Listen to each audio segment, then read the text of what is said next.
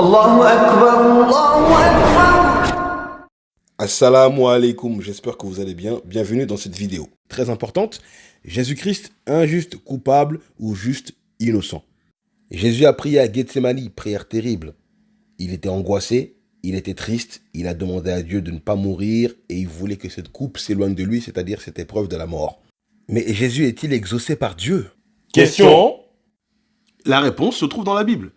Proverbe 11.8, le juste est délivré de la détresse et le méchant prend sa place. Et nous avons aussi Proverbe 15.29, l'Éternel s'éloigne des méchants, mais il écoute la prière des justes. Et à travers l'histoire, nous savons que ces règles de Dieu se sont appliquées parfaitement à la personne de certains prophètes. Le prophète Daniel, par exemple, qui a vécu 7 siècles avant Jésus. Donc nous avons l'histoire dans Daniel chapitre 6, où nous voyons que Daniel a été accusé d'adorer Dieu plutôt que le roi.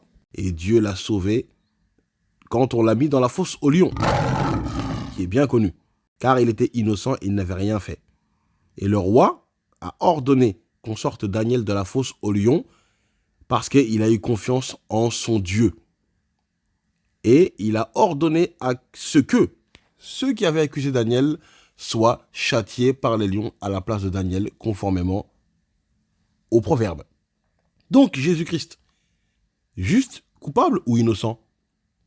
Il doit bénéficier automatiquement des mêmes règles, lui qui est au-dessus de Daniel. La question ne se pose même pas. Jésus était juste et innocent. Donc si Daniel a été sauvé, pourquoi Jésus-Christ, lui, n'est pas sauvé? Et en plus de cela, plusieurs faux témoignages étaient donnés contre Jésus, à l'instar de Daniel. Et pour les chrétiens, Jésus est plus juste que Daniel. Et ce qui est effarant, c'est que nous voyons que Daniel a prié Dieu comme d'habitude sans être angoissé. Dieu le sauve. Mais Jésus, il a été angoissé. Il a fait une invocation spéciale à Gethsémani. Mais Dieu ne lui répond pas. Il finit sur la croix.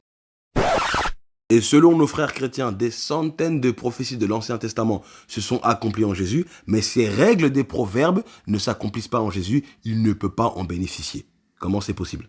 Jésus nous dit dans Jean 16.33 qu'il a vaincu le monde. C'est-à-dire Israël, il a vaincu ses ennemis. Mais comment voulez-vous qu'il puisse vaincre Israël si Israël finalement l'a mis sur la croix? Non, Dieu a sauvé Jésus comme Daniel et le Saint-Coran nous le dit.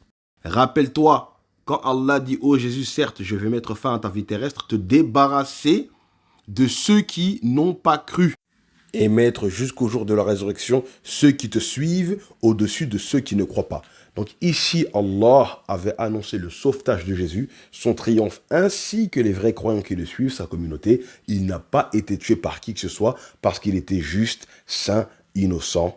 Les promesses et les règles de Dieu sont véridiques. Assalamu alaikum wa rahmatullah.